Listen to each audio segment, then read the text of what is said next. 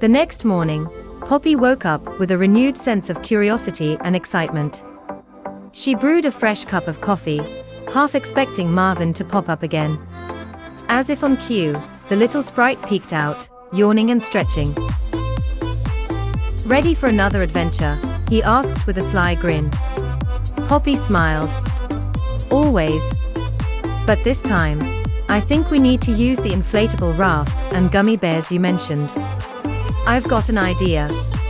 They set off to the town park, where a small pond sat right in the middle. Surrounded by weeping willows and ducks that quacked about like tiny, feathered gossips. Poppy inflated the raft, and they gently set it on the pond's surface.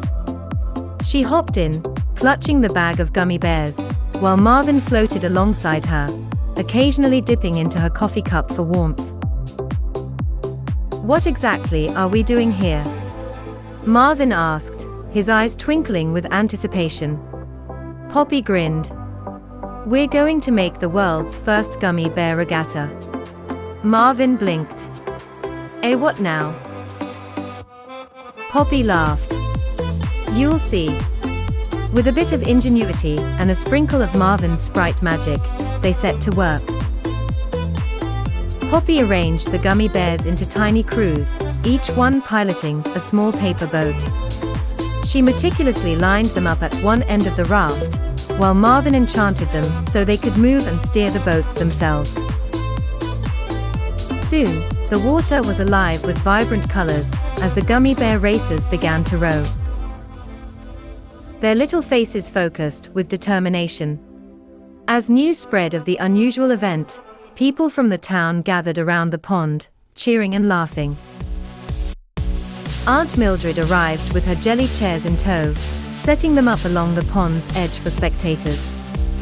Some kids even started betting their leftover Halloween candy on which gummy bear team would win. The regatta became the talk of the town.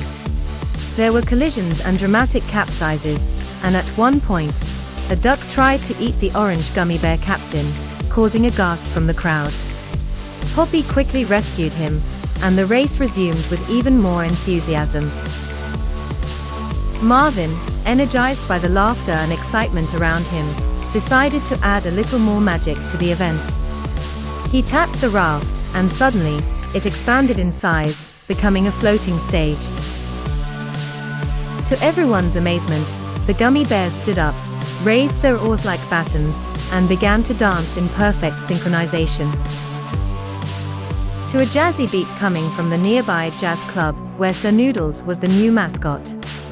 The crowd erupted into cheers and applause as the gummy bears spun and twirled, forming a living, rainbow-colored fountain of joy. Even the rain, which had started as a gentle drizzle, seemed to join in, falling in rhythmic patterns. That made the whole scene feel like a choreographed musical number. As the spectacle unfolded, Poppy realized how something so simple, an inflatable raft and a bag of gummy bears, had transformed an ordinary, rainy day into an extraordinary memory. She looked around at all the smiling faces, the laughter, and the sense of community.